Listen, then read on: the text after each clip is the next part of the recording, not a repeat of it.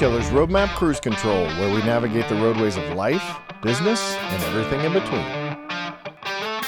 Hey guys, it's Kevin Davis from the Cruise Control Podcast, brought to you by Detailer's Roadmap. This is episode 35. I am here with a really cool gentleman, Joe Feest, who will be talking to us about all sorts of different stuff. Joe's a trainer, team builder, talent development expert, keynote speaker, career coach, and OD specialist, which I grabbed this out of your LinkedIn, so you're going to have to explain what OD means. But I really appreciate you being here. I'm excited to sit down and talk to you about some of this stuff. All right. Well, hey, thank you, Kevin. I'm very excited. And OD is organizational development. Okay. Organizational design, how you structure your organization. And ultimately, it's taking training to the next level, really getting it down and ingrained into your organization. So yeah, that's what OD is all about. Okay, that makes sense. Right. On this show, I usually ask for what is your superhero backstory, right? Like all superheroes in the different universes have their own backstory. And I think that usually helps to set the stage, helps us understand where you came from, what your background is, kind of how you got to where you are. So if you don't mind sharing that, I'd love to hear it. Great. Okay. Thank you. Well, I'm a farm kid from the North Woods of Wisconsin, and growing up on the farm, and I'm the oldest of 6 kids born in 7 years. So, Wow. boom, boom, boom, boom, boom. When you're the oldest, a lot gets thrust upon you, which really develops a lot of skills that help people succeed in life. It really does. My first non-farm, non-babysitting kind of job was I started in the restaurant field. I worked for a hamburger stand for two brothers who owned that restaurant. And I started when I was 16, between my sophomore and junior year of high school. And 1 year later, I became their first and one of their only assistant managers ever. And that really launched me into a management career, started when I was 17. Wow. And I worked in restaurants then for 15 years. So I think I worked for 5 different owners in 9 different restaurants. What would happen is I'd go to a restaurant and they were having trouble. I would help them, get things addressed, maybe a couple years. And then truthfully, I'd get bored and it's like, I need a new challenge. I helped open a couple restaurants, had a hand in designing one. And yeah, so getting them off the ground, they're having struggles, help them out. And yeah, five owners, 9 restaurants in 15 years. And then I made a career switch and I worked in the human service field. I worked in a ministry for adults with developmental disabilities, people with Down syndrome, various developmental challenges. And one of the things I learned there is in the restaurant business, people do or don't cooperate. And when you're in the human service field, people do or don't cooperate. And what I began to learn there was that leadership skills, management skills are largely transferable. And so then I'm in my mid-30s, and though I enjoyed restaurants and I enjoyed the human service field, I really wasn't in my zone. And I realized that management was really where I thrived. It was where I thrived. People told me I was a helpful manager. Since I've been 17, I've been paid to lead and manage. Since I've been 17, I've been the designated trainer. And it was the favorite part of my job, developing, growing people. But it was a small percentage. And so in 2001, I got a job doing leadership management training and development, doing all kinds of different other soft skills as well, communication skills, conflict, emotional intelligence, right? A lot of successful interactions with people is emotional intelligence. So that was my third career, not third job, but third career. And then also, I am an ordained minister. I have a degree in biblical and theological studies from the Moody Bible Institute in Chicago, Illinois. And Some people, they go to getordained.com to preside over a wedding. Cool. I had to do a I few of actually, my. just, Oh, go ahead. full confession. A friend of mine asked me to marry them, and I did that pretty much that very thing for just his wedding. So full confession, I am an ordained minister at all, and all I had to do was sign the statement of faith. I didn't actually, I've studied my own Bible, but I didn't actually have to go to school in order to become an ordained minister. So I circumvented that process. And there's nothing wrong with that. I had to do a theological treatise, Yeah. which is cool. And I'm not on staff anywhere right now. I've been a youth pastor. I've been interim pastor. I do a lot of pulpit supply over the years. Basically, I've always said that churches need more pastors than the ones they pay. And so, my wife and I, we host small group Bible studies and discipled a lot of folks throughout the years. So yeah. So basically, I've not had 4 jobs. I've had 4 careers. And the thread is I've been paid to lead and manage since I was 17. People said I was helpful. And I've been paid to be the designated trainer since I was 17. And people said I was helpful. And that's how I put together my career path. That's really cool. Is there obviously training and managing go hand in hand, but Mm-hmm. how do they, I'm interested in knowing, because I've done corporate training, which is, both managerial and sales training, product training. And then I've run, ironically, I managed a pizza restaurant when I was 17 years old, back in the day. That was my first full-time gig. And so that's kind of where I started my role. And I had maybe 10 different employees. It was a small restaurant, up to managing up to 300 people. I've had about 300 people under me at one time. Okay. But I'm interested in understanding the difference between management and teams, and then training those managers and teams, if there's a difference. Yeah. Let me make sure that I understood your question, Kevin. The relationship between training people, managing people, and team building, correct? Right. Yeah. Those 3. Okay. Correct. Those 3 pathways. Well, there's always positive motivation, right? I want to help people succeed.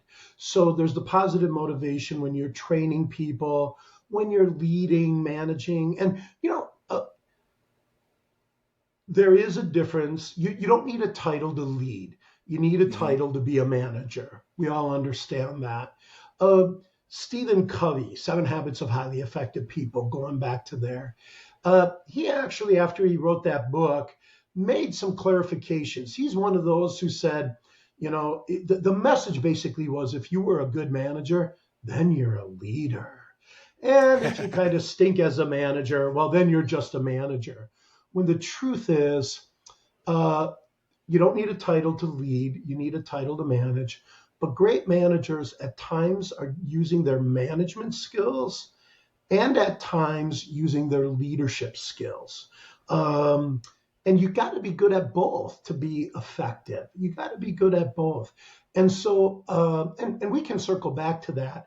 But so the positive motivations for training people is, hey, let's set you up for success. For team building, set you up for success. To be an effective manager, help people learn, grow, and get the work done, right? We're all paid to get results. Right. The negative motivation, bad management makes me angry. Bad training makes me angry. My guess is most of us, at some point in our career, we received some bad training and had the thought, if I ever get a chance to train people, the stupid thing that happened to me just now will never happen to anybody else, because I will fix this, right? And, all bosses are great examples. Some are great examples of what to do. Some are great examples of what not. Okay, you saw that comment. Some are great examples of what not to do. And so bad management makes me angry. So, I'm, for the most part, I channel the positive, right? I channel the positive in the sense that you can really make a difference in people's lives and their career success for them personally and the success for your organization. The negative motivation is, hey, I'm just not going to do what I see others do. That doesn't help people be effective. So many people end up in management because, excuse me, many people end up in management because they're actually good at training people. When I do seminars on leadership management, I ask how many of you have been a designated trainer at some point in your career? And most of the time, the vast majority raise their hands, acknowledge that, because that training skill set, what you're doing, because you're good at doing something, doesn't mean you're good at leading it, right? Mm-hmm. It doesn't mean you're good at teaching it. But people who can perform and teach others how to do it, that often is the introduction to a leadership or formal leadership, formal management program. So that's how I see that interplay between being a trainer, being a coach, developing people, and then getting the opportunity to transition into management. Yeah, I love that. I do want to circle back to manager versus leader, of course, Okay. but I'm curious. One of the things we talk a lot about on this podcast and in other circles is that it feels like, at least in our industry, which is this is primarily focused in the detailing industry, there's basically like, I'm really good at this particular thing, and so therefore I'm going to go teach other people how to be good at this thing. And I think in our world that just because you're good at something doesn't mean you're able to teach it, and just because you're a really good teacher doesn't necessarily mean you have to be an expert in the thing you're teaching. Would you agree with that?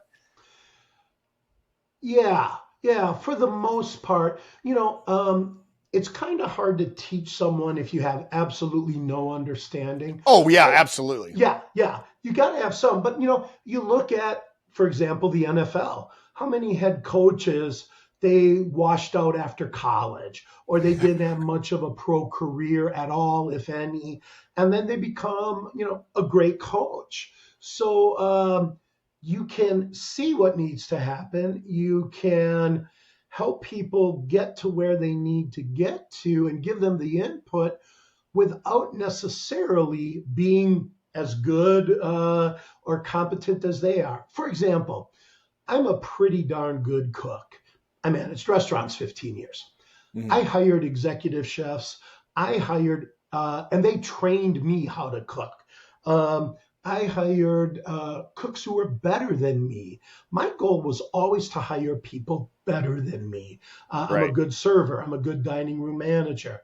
I want to hire folks who are better than me. So yeah, I can train and coach and help people grow, even though in many ways they're the SME, right? The subject matter Mm-hmm. expert.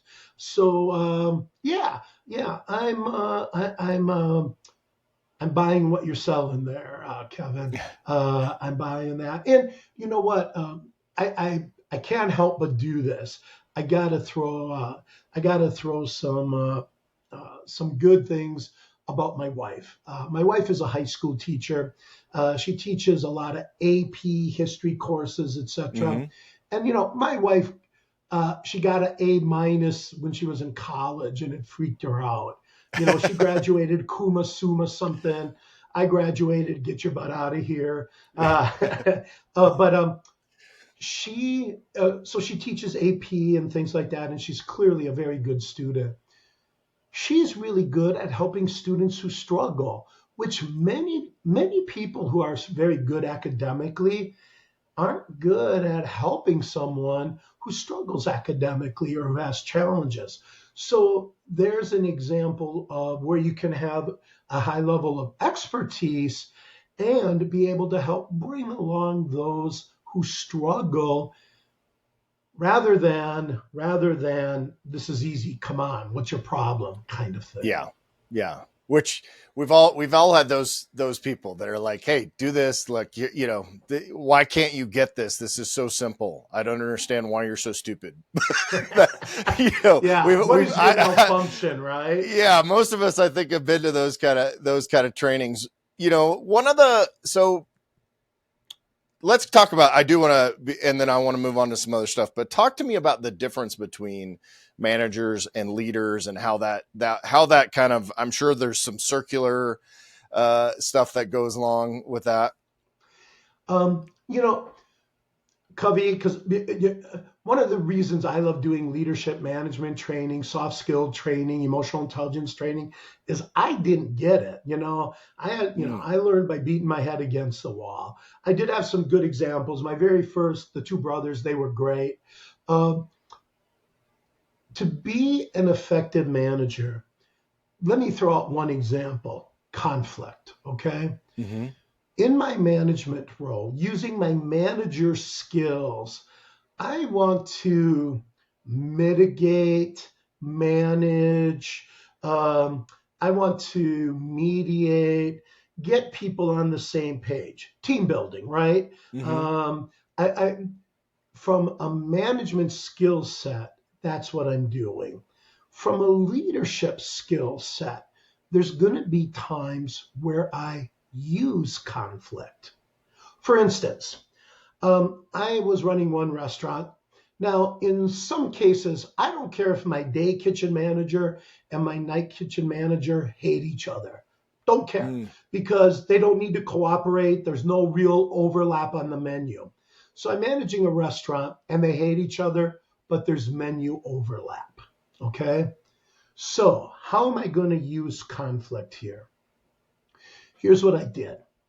I pulled them both in and I said, hey guys, I need the two of you to be able to work together. On the day shift, what do the day cooks have to have ready for the night shift cooks? And on the night shift cooks, what do you got to have prepped up for the day shift cooks? Guys, this is up to the two of you to work this out. And here's what you need to know. If one of you or both of you come to me and say, he's not playing nice, blah, blah, blah, blah, blah. Guys, here's what you need to understand. I'm not picking one of you. I'll fire both of you. Mm-hmm. You two are going to sink or swim together. It's up to you. I want to keep you. I don't want you to leave. By the way, it wasn't an empty threat. I think one of the compliments that happens when you've been successful in your management career, you get boomerang employees. I had a former kitchen manager and a former day kitchen manager, a former night kitchen manager asking for jobs, and I didn't have one. So I could have fired them on the spot and brought these other two in. So it wasn't a false, it wasn't a threat. It was, guys, you're going to sink or swim together. They worked it out. Neither of them came to me, and they stuck together for 3 years. So there's an example of where I took a conflict situation and I used it to get them on the same page. You're going to sink or swim together. I'm not picking one. I want both of you to stay. Whereas as a manager, I've had times where the day kitchen manager and the night kitchen manager had conflict. There wasn't a lot of overlap. I would just have to hear them out on occasion, that kind of thing. Let them do a little venting, maybe throw out and discuss ideas. But then in the long run, once they were heard, they felt good enough about it, and there was really no action to take. So there's an example of using my management skills to minimize the impact of a conflict versus my leadership skills of leveraging and using a conflict. That's just one example. This episode is brought to you by Detailer's Roadmap. Hey, spoiler alert, that's us.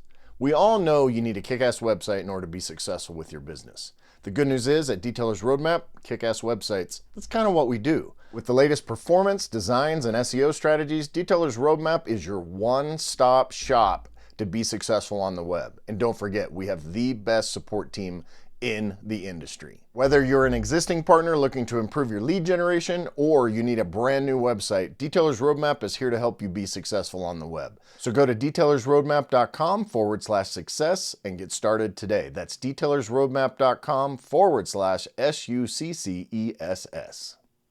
I like that because if you don't really think about it in that terms, but ultimately the success, each of those people's success is actually tied to the other, which then actually makes a difference in the success of the restaurant. Because I mean, there's a ton of prep to do between those two services, right? And if you, Yes. and it's, the night manager can't show up and have no prep completed prior to dinner service unless he wants to show up in the middle of lunch and start Right, prep, exactly. right? So, yeah. yeah. Oh, okay, sounds like you understand restaurants a little bit there, Kevin. A little bit, yeah. Let's talk. So I want to preface this by saying a lot of the guys and girls that are running shops in our audience are running shops with teams of maybe 4 to 7. I mean, we've got some people running some, or even themselves as a single operator plus, right? They're running it, me plus 1, me plus 2. But and so that's the preface. Can you kind of give us just some lists of what makes a great manager, what makes a great leader, what makes a poor manager, what makes a poor leader, just as an example for these, for people, I mean, even myself as someone that does manage people still, those kind of traits and actions and thought processes. Yeah, that's there on And take PBS. your time. We got all the time in the world, so you don't have to give me a short answer. You can give me a keynote address if you want to. Okay, well, it all started back in 1903. There you go. Yeah, recently someone said I look good for a 93-year-old, and so I, took that as a compliment. No, there used to be a show on PBS called CEO Exchange, I think it was. It ran for a couple years, and this might have been back in the 90s. And they would interview like the rock star, the rock star CEOs, the CEO of Macy's, the CEO. They interviewed Bill Gates, all these big heavy hitters. And you know what? When they were asked what are the keys to effective leadership and team building, they gave the same answer as the answers I get when I'm coaching. A lot of folks that I train are official supervisor manager, they got a title. A lot are leads, they're go-to people. And you know what? They need to practice the same thing as those CEOs of Fortune 100 companies. Mm-hmm. There's no way around it. Communication skills, right? Communication skills. The nature of communication is it breaks down so easily. We've all had it, right? There's something in my brain. I want it to come out of my mouth. Between my brain and the mouth, there's a short circuit and it comes out wrong. So communication that's effective is communication that's I'm sending messages, you're receiving the message, we got the feedback loop going, but ultimately what I'm sending, you're receiving in the way I intended, right? What's in my brain, what's in my heart comes out my mouth and you receive it accurately. And, the whole, do you understand? And people's head nods, yes. Do you have any questions or head nods? No. You're not verifying anything. You're not verifying. And so where this becomes critical is you've got to ask open-ended questions. One of my favorite questions, instead of do you have any questions, is what questions do you have, right? Yeah. It assumes you have questions. I'm inviting questions. I think that's absolutely essential. And then the only way I can prove I understand you, Kevin, is I paraphrase what you say. I did that a little earlier. I said, Kevin, let me make sure I understand. And I listed out the 3 things that we were talking about. So you're verifying that understanding. So communication, and I think if you went around the world and asked people in every single organization that has more than one person, me plus and a plus one.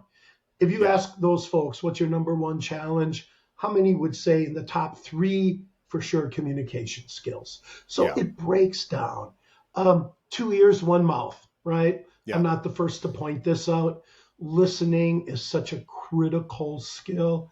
And the way I look at listening skills, most of us know what we should or shouldn't do. It's a motivation issue. Why should I take the time to listen? And, if you really want my attention and I'm, got my phone, I'm tapping on my computer. Oh, yeah, I'm paying attention. Go, You're sending the message. What you're saying to me isn't important. It doesn't matter. And what that does is disrespectful. It's disrespectful. And I'm going to get to it. I'm leading with what do good leaders do? Communication. Yeah. The second thing, and we'll get to it, is I want to just point something out to your point. I talked about this. I did a speech this weekend at an event, and I talked about my active listening. First of all, doing a podcast will make you a better listener, by the way. But I talked about, so my office is right off the kitchen. I'm in kind of my little, I turned my office into a little mini studio, but my desk actually and my chair face the corner of my room, which is directly opposite my door. So when, and these chairs are behind me that my wife comes in to sit in and she wants to talk to me. Right. So I have two options. I either sit there and type on my computer, and I actually can listen pretty well that way. But why does she want to talk to the back of my head or the back of my chair? So I've been making it a practice, and this is, obviously this is in a personal relationship standpoint, but the same is true, I think, in others. I turn my chair around, stop what I'm doing, and engage and listen. And if I don't have the time right that minute, then I say, hey, can we put this off for about 10 minutes? I just need to finish this thing, right? That's, you know what, I teach time management and dealing with interruptions. Hey, I can stop everything and let's take care of it. I can delay it, right? Hey, I want to give you my full attention. Right now, I got to finish this up. And like you said, there are those kind of basic, just little conversations that I can be, on my computer or on my phone. But when it's anything that's an involved conversation, how many things can you give 100% of your attention to, right? Only one. Yep. So, right. That building trust and respect and communication and listening is such a critical piece of that. So clear communication, verifying understanding. Why do people, when they're asked, do you understand, shake their head when they don't? There are some legitimate reasons. They may think they understand, right? I may think I get it. I caught 90% of it and I can figure out the rest. I'm not stupid.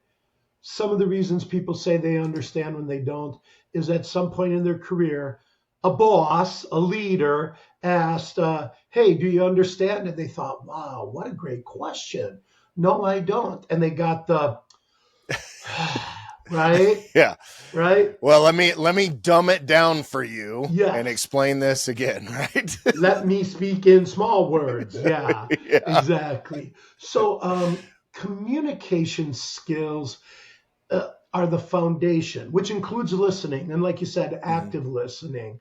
You can hear the sounds emitting from someone's mouth, but what you're doing is you're interpreting the body language, right? You're interpreting the tone, all those kinds of things.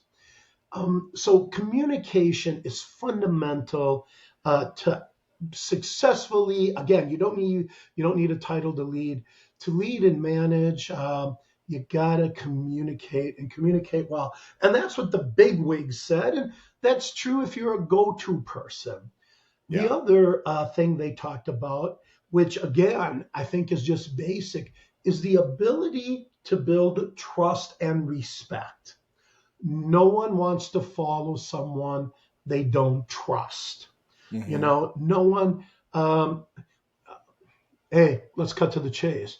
If I'm in a situation where I don't trust my team if my team doesn't trust me, you got a whole lot of CYA going on, right? Yeah. Covering Right. your assets. Yeah, Yeah. you got a whole lot of that going on.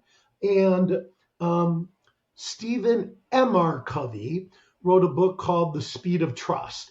And Hmm. it's worth a read. I don't put it on my top list because here's the bottom line in that book.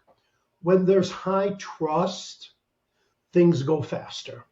He shares an example of a hundreds of $1 million negotiation between two CEOs who've known each other for a long time, had high trust and mutual respect. In a matter of a week, they reached an agreement, shook hands, told their lawyers, you got a month, make it happen. Negotiations of that kind outside of that high trust situation, the lawyers are talking to each other for 6 months. Right. So the speed of trust is trust saves you money. Trust saves you money. Just think, a team of lawyers spending 1 month versus 6 months putting something together. So, hey, everyone, there's your synopsis of the speed of trust. You don't have to go buy it. You're welcome. But yeah, and there's a lot of different resources that will tell you about what are some of those trust building behaviors. Integrity comes into this, and the manager's handbook. It's like a $75 book on Amazon. It's almost an encyclopedia. They've got a list of 10 different categories. How are you doing in these categories? And that's trust building. It'll be things like treating mistakes as learning opportunities rather than punishing failure. It'll be things like being, honest, being reliable. So there's lots of different resources that break it down as far as what are different managerial behaviors that build trust. I like to start a leadership seminar. What I ask people is think of the best boss you ever had. And what did they do? What were their behaviors that revealed they were one of the best bosses you ever had? And so often it's things like they were honest, they had integrity, they were reliable, they didn't punish mistakes, those kinds of things I've already mentioned. And so communication, building trust and respect. And by the way, when I think of respect, I think of respect at 3 levels. Let's go very broad. Whether, Kevin, you respect me or not, whether I respect you or not, the world works better if we treat each other respectfully, right? Right. Right. But that's not gut level respect. Then let's go to a little bit of a different level, titles. It's appropriate to show respect for titles, respect for accomplishments. And I've been using this example for years because what's our history with US presidents? We're always going back and forth between Democrat and Republican, right? So Donald Trump, our most recent former president of the United States, Joe Biden right now, our current president.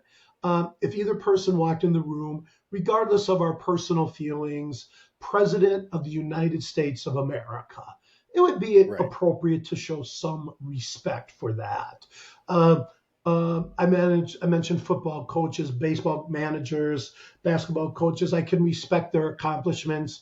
If they cheated their way through it, which gets us to the deepest level. It's me and you, you. And that kind of respect has to be earned. And trust building is so key for that. So communications, building trust and respect, and then team building, then team building is the third thing that comes up. And I don't know, did you want to continue going down that road of team building? Absolutely, because I think that with all of us, the team building aspect, whether you have a team of 30 people or 400 people or a team of 2 people, the team aspect is super important on whether or not you're going to be successful. Absolutely. We're all paid to get results. It doesn't matter what our job title is. It doesn't matter, if I'm a sole proprietor, right? If I'm a one person show, it's about results. And when it comes to getting people on the same page, in many ways, isn't that what leadership is about, right? And 100%. team building, it's about getting us on the same page. Big picture, one common goal. One common goal. This can be your mission statement. This can be how do you define results? How do you define results? And to using conflict, mitigating conflict, what happens a lot of times is people lose sight of the big picture. They lose sight of the big picture. So team building is always going to start with what's our common goal. And it's easy to say, well, everybody knows what it is. Articulate it. Ask them independently, what's our one big main goal? Ask anyone you're paid to lead and ask them to spell it out. What does that look like? The odds of the way I spell it out and the people I lead spell it out having 100% match, the odds are small. The odds are small. So team building begins with that one common goal. Also, now there's a lot of science to team building. There's a lot of good resources out there, but be the best leader you can be. Be the best owner you can be. Again, whether I'm managing +1 or 300 people, good leadership attracts followers. People want to follow good people. One of the great things about being in America is success gets recognized and rewarded. Not always with as much money as I want or as fast as I want, but if you deliver, people take note. And that's something that's awesome. So great leadership in and of itself is kind of an organic way of building a team. Now, the science of building a team. I forget how you pronounce his last name, Patrick Lencioni, something like that. The 5 dysfunctions of a team.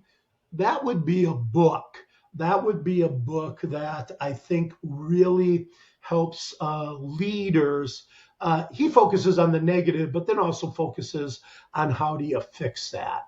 But the dysfunctions of a team is a really good resource. Now, if someone's listening and they want to take notes, especially as you're building a team, and let's say your business is growing, you move from kind of a family orientation into an organizational orientation, right? The four recognizable stages of team building are form, the team forms. Storm, there's conflict. I thought I signed up for this. I didn't sign up for that. Oh, you mean we got it right? That's the storming. That's, that's the conflict. And by the way, the first time I had conflict as I was trying to build teams, I'm like, oh my gosh, I must be doing something wrong. No, in one level, it's good because what conflict does is it begins to clarify where we're going. Form, storm. Then, as you're working through that, you norm. You come to agreements. Okay, this is our task. Here's what you're going to do. Here's what I'm going to do. Here's where together we have to facilitate, get others involved as the team grows. And then the 4th stage. So we've got form, which is very polite. Everybody's nice. Storm, let's figure this out. Norm, we get some definition. We get some clarity. And then finally, perform. And so form, storm, norm, perform has been a recognized stages of team of a team coming together, and there's lots of resources. Google form, storm, norm, perform, and you'll find tons and tons of resources that can help you build a team as well. So we're looking at some organic things there, Kevin. We're looking at some of the science. Also, though, and I would say this overlaps with those three, with clear communication, building mutual high levels of trust and respect. And by the way, we all know no one's perfect, right? Right. But just day in, day out, consistently demonstrating that trustworthiness. And then what team building does, what's your one big goal? What is norming? It's all about clarity. It is setting clear expectations. Sounds so easy and is so hard, right? Yeah. So there's a few thoughts on that process. And again, so I'm independent. My dad owned a trucking company. He was the president and manure shoveler. He hauled livestock, everybody. Yeah. So I grew up on a farm. My dad hauled cattle. I once told him, Dad, when I smell manure, I think of you. And then I was cut out of the will. Okay. But, clear expectations. So my dad was a one-man show. And, but he had to hire me. He had to hire my sister. As a kids, we weren't hired. That's part of being a child. But then it's like, hey, Dad, you want me to haul cattle, do some extra stuff? Let's talk about cash here, man. And but clear expectations sounds so easy, and yet really is hard. And if I can go down just another little bit of a road here on clear expectations, Kevin. Absolutely. There are 6 things every business cares about. And so when you're thinking about clear expectations, what are the 6 things? Quality. What is our quality standard, right? That has to be no more than, no less than, according to specifications, within margins, etc., right? Quality. Quantity. Not just you do good work, but how fast you do good work. By the way, again, being a trainer, always the designated trainer since I was 17, we're always under pressure. When you bring someone on, get them up to speed as fast as you can, right? That's the pressure. Right. What do we all know? Quality comes before quantity. Quality comes before quantity. I've had bosses say, Joe, get them up to speed as fast as you can. And I said, I guarantee I will. And then I went slow, right? Yeah. Quality comes before I mean, that's quantity. as fast as I can is a it's an open-ended timeline. Exactly. But the pressure is, everybody, you brought someone on because you had too much work and not enough time and not enough people. So you're always going to have to wrestle with that pressure of getting them up to speed as fast as you can. But we all in our brain know quality comes first. So there's an example of where you got to think long-term rather than short-term. Quality training pays dividends in the long run. Poor quality training, the costs go on and on and on. So what are the 6 things? Clear expectations, quality, quantity, time, right? And by the way, quality, quantity, time, you could use the words efficiency, productivity, right? Quality, quantity, time, that all comes together. Cost, waste, scrap, those kinds of things. So cost. So you got quality, quantity, time, cost, safety, right? Safety.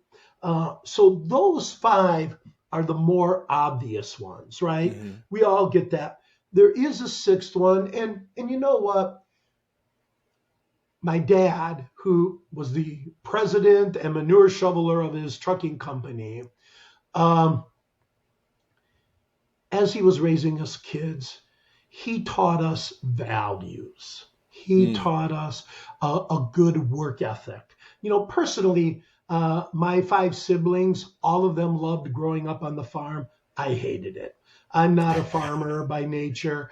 But you know what? I love you don't have a boss, right? You're your own boss. I get that. But this episode is brought to you by Detailer's Roadmap. Hey, spoiler alert, that's us. We all know you need a kick-ass website in order to be successful with your business. The good news is at Detailer's Roadmap, kick-ass websites, that's kind of what we do. With the latest performance, designs, and SEO strategies, Detailer's Roadmap is your one-stop shop to be successful on the web. And don't forget, we have the best support team in the industry. Whether you're an existing partner looking to improve your lead generation or you need a brand new website, Detailer's Roadmap is here to help you be successful on the web. So go to detailersroadmap.com/success and get started today. That's detailersroadmap.com/SUCCESS. My dad taught values. And everyone, your organization, even if you're a sole person plus one, what do you value? You know, I mentioned earlier mission statement. By the way, why do companies get encouraged to have mission statements? Because in the 80s, all the consultants got together and said, we can make a boatload of money. No. Yeah, this will take 18 months of solid retainer. We'll help them develop a mission statement. We'll change one word per month. Yes, exactly. You know, spoken like a true consultant by myself, right? Yeah, exactly. What a mission statement does, though, and by the way, at the simplest level, all mission statements say something like, here's what we do in order to make people happy. Right? So let's not overly complicate this. But what are your values?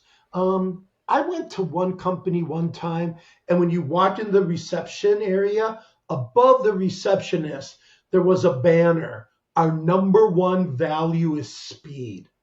I love it. They said, here's our number one value. Also, I knew I never wanted to work for them because that's not my number one value. Our number 17 is quality and quality of life, right? Like that's. Yeah. By the way, if you've ever done like a disc profile, any of those personality things, the people who succeeded there were drivers, Ds, right? They loved speed and they did good work, but it was push. And there's people wired who love that. A lot of us will have, again, values are as much, probably more caught than taught. Even if you've not defined a mission statement, even if you've not defined values, you are demonstrating what your values are through your behavior every day. So what are the 6 things every business cares about? Quality, quantity, time, cost, safety, and then those, if you're big enough and have an employee handbook, but it's the things like mission, values, the way we do business. And even if they're not written down, they're there. And so clear expectations. This sounded like a tangent, but it wasn't. Communication, building trust and respect, and team building. I said one common goal. That's where it starts. Understanding, I like to call those 6 things: quality, quantity, time, cost, safety, values. I like to call them parameters of success. Within this circle, when you delegate, everybody, we're afraid to delegate because they'll do it wrong. Define right. And then someone says, well, I'll have to look at it. What are you looking for? I don't know if it's right. Define right. Again, see, this is all easier said than done. It really is. But those are some of the things that, for me, building my teams, that's what I've tried to do throughout my career. Of course, I have failed. if every single person who ever reported to me, if you interviewed them, there has to be more than a few who would say Joe stunk for this reason.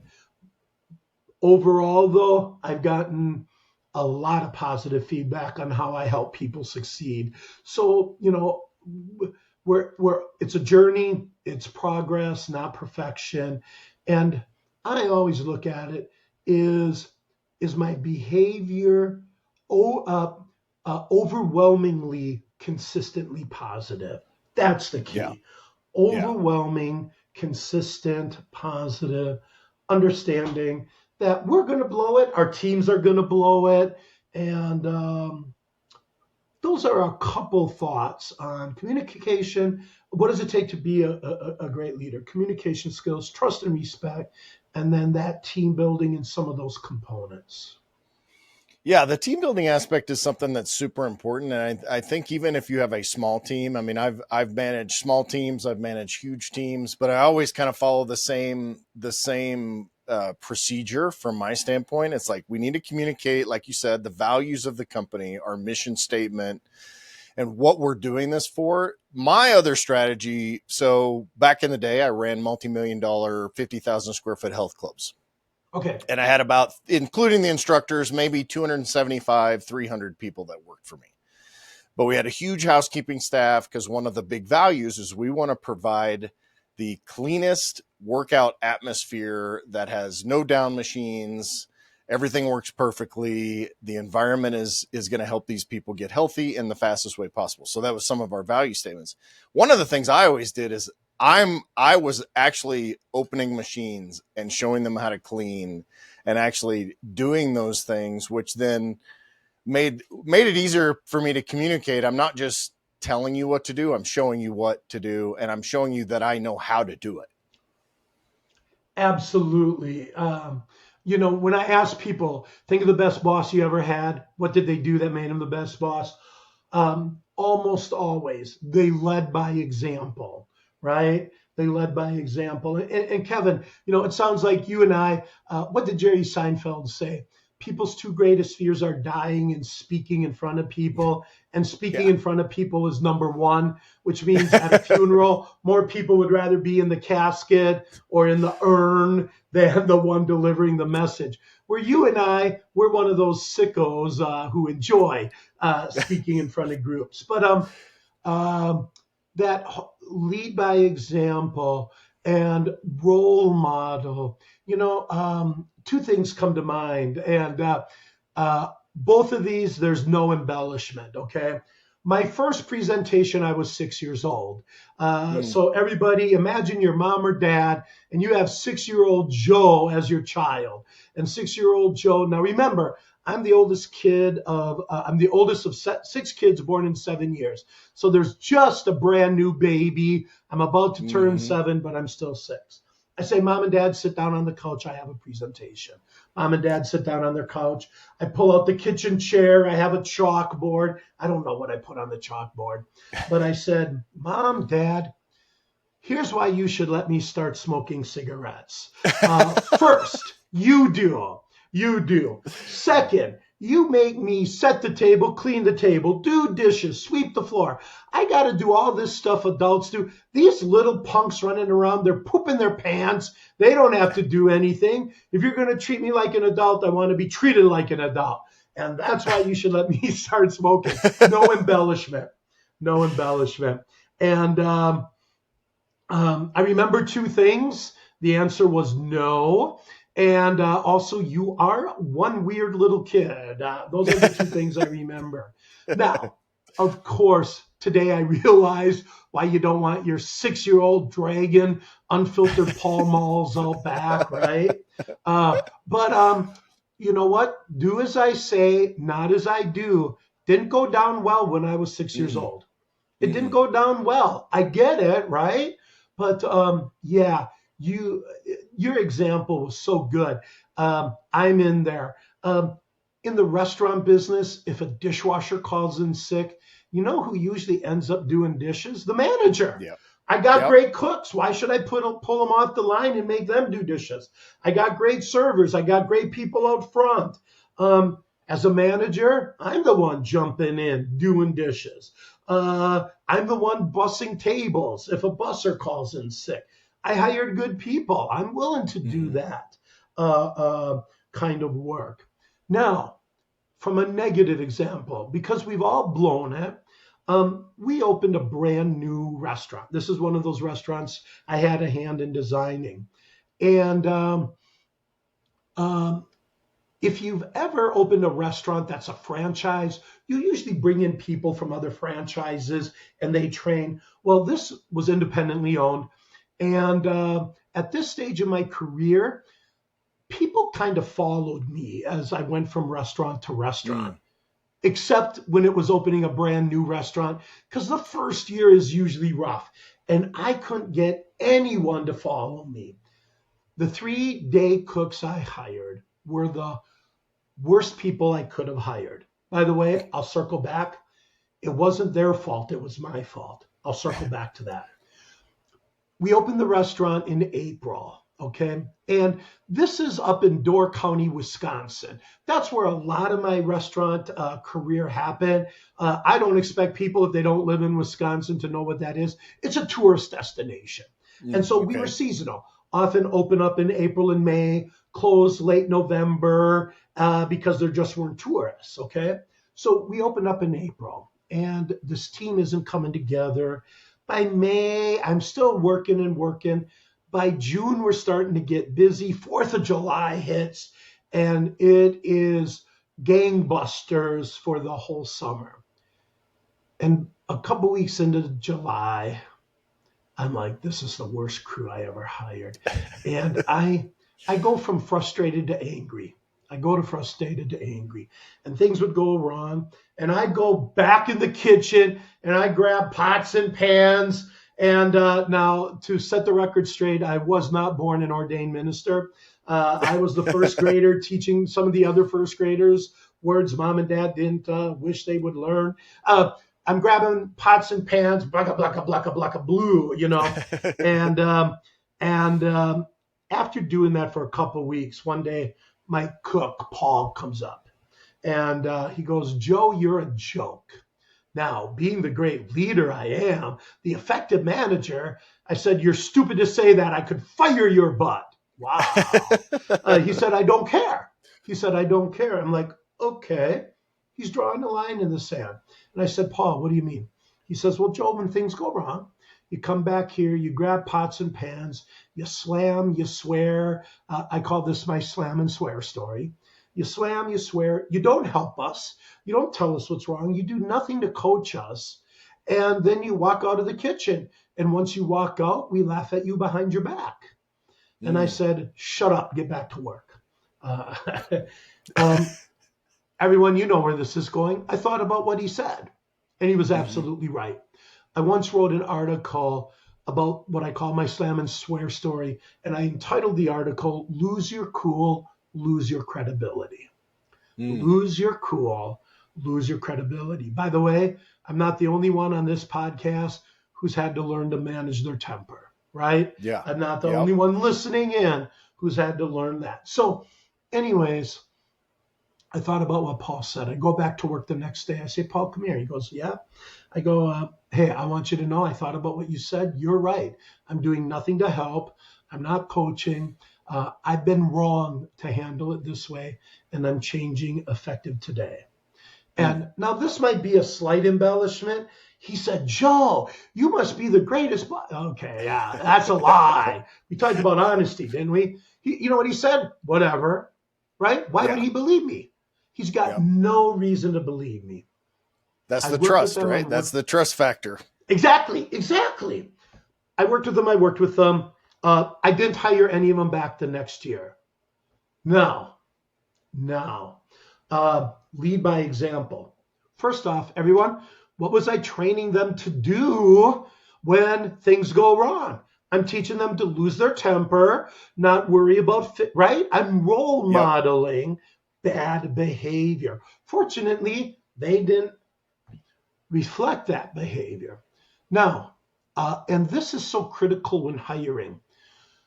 As I consider that story, They were not bad cooks. They had glowing references. They were effective cooks in little cafe restaurants that seated 20 people max. And they were the only person in the kitchen.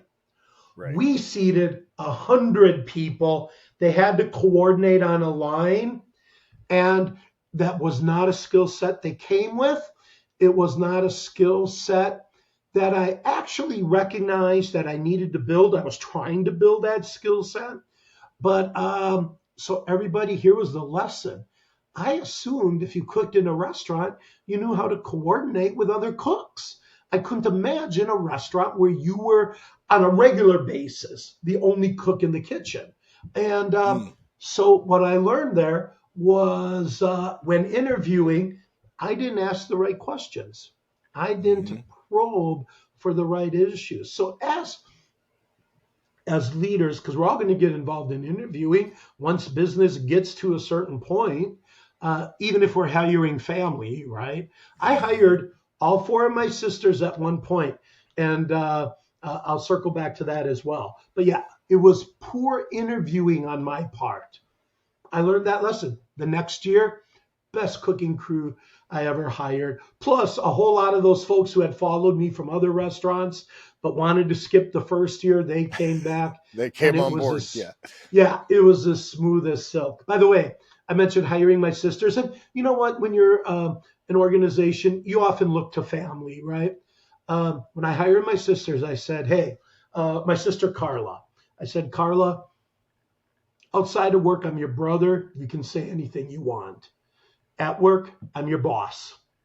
There's a difference.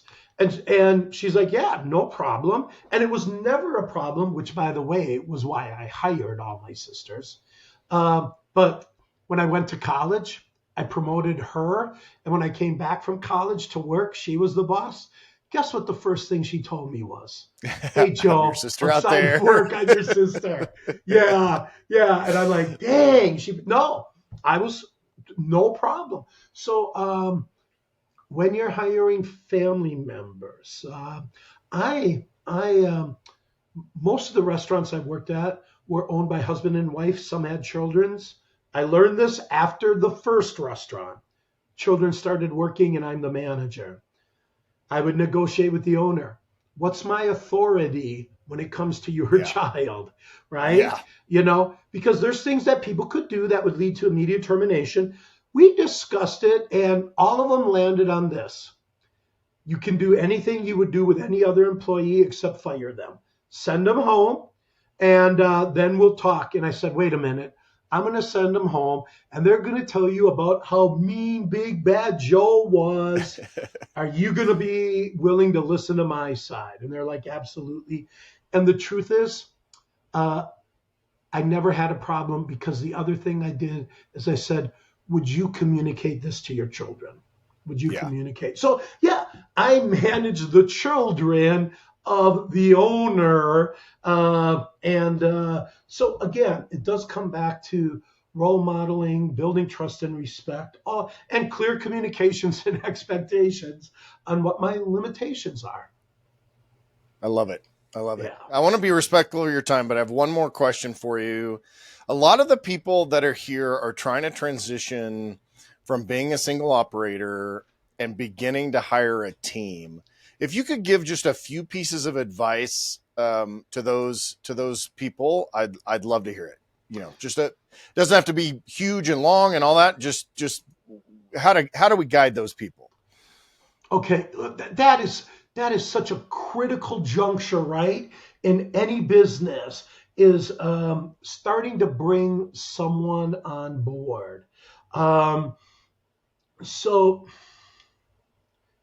already you got to think through as you interview,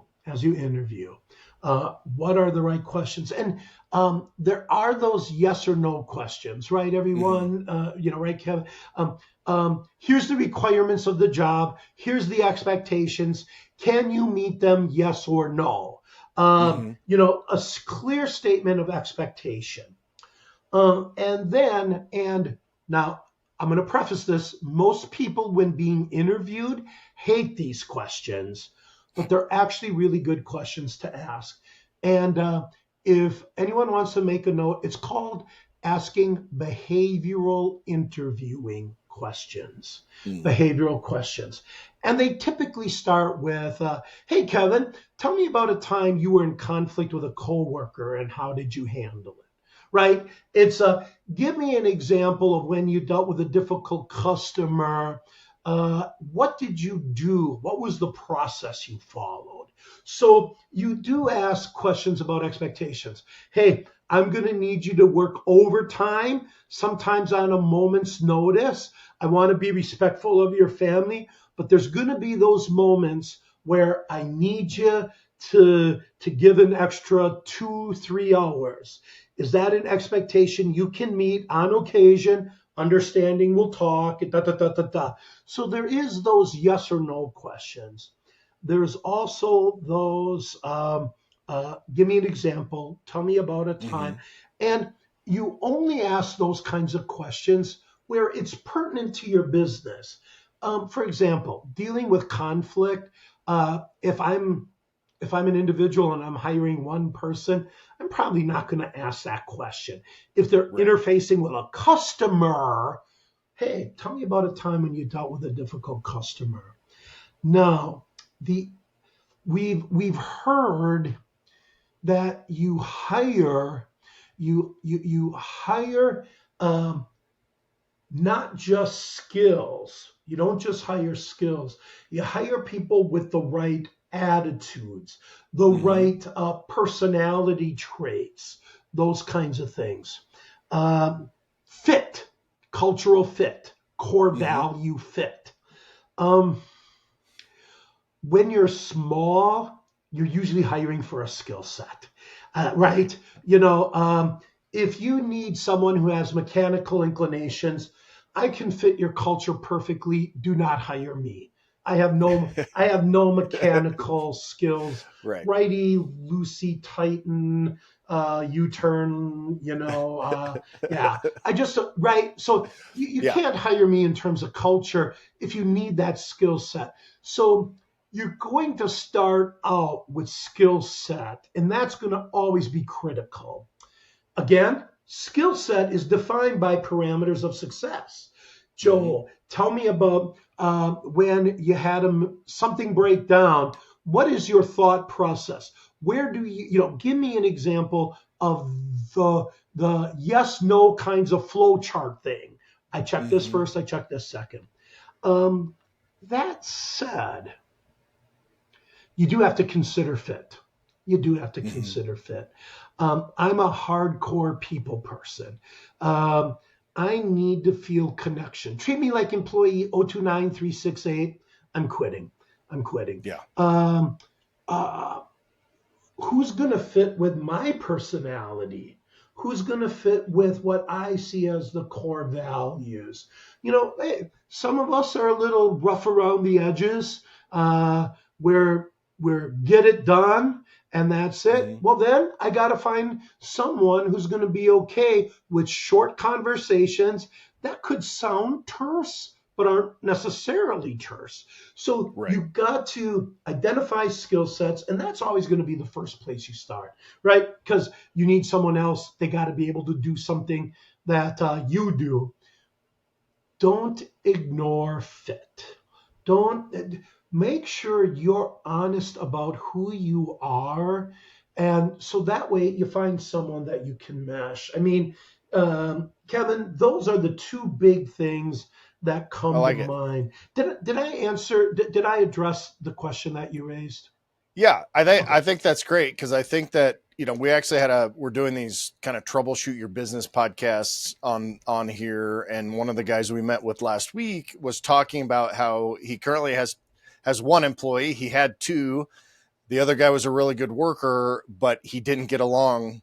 The two of them could not get along, and that guy had to go because he was the problem. So he no longer works there. So the fit thing, goes through, is a thread that goes not only through the organization but through our own personal lives.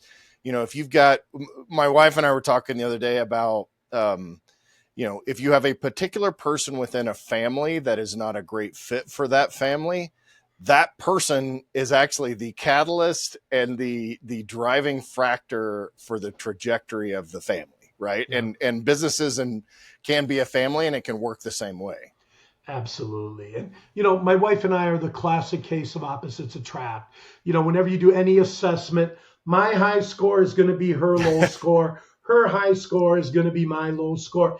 And that can either drive you crazy, but of course, why do opposites attract? We complement each other. Right. We complement. Yep. And so, yeah, you got to be able to do that. By the way, opposites attract. My wife is cute, little, and smart. Opposites attract. So there you go. There you go. Yeah. Nice. Well, my wife's the same way. We always score exact opposite on those Okay. tests. All right. All right. If people want to learn more about you and what you do, reach out, how would they do that? I am on LinkedIn. On LinkedIn, I'm Joseph C. Feest. Joseph, the middle initial C. Feest is like Thanksgiving feast, but 2 E's instead of EA. So Joseph C. Feest. You could connect with me there.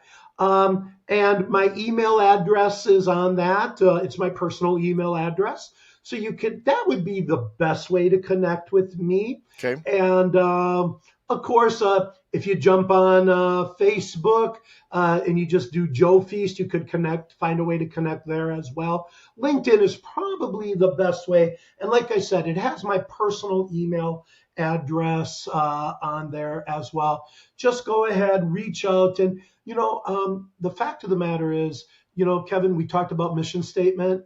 My personal mission in life is to have a positive impact professionally and personally with everyone I interact with. And awesome. So if someone reaches out, they're doing me a favor because they're giving me a chance to be helpful. If I can, I'm always honest about what I can be helpful with and what I can't. So you'd be doing me a favor, allowing me to live out my purpose and value by helping others be effective. Zig Ziglar said, you can have everything in life you want when you help enough people get what they want. So, I love it. Yeah. Well, this was definitely valuable to me, so I appreciate you giving the time. I know it'll be valuable to the audience. And I'll put those links in the show notes, of course, as always. So, Joe, thank you so much, man. I hope you have a great rest of your day, and we hope to see you again soon. My pleasure. You're welcome. Have a great day. Head over to detailersroadmap.com and get your one-stop success solution today.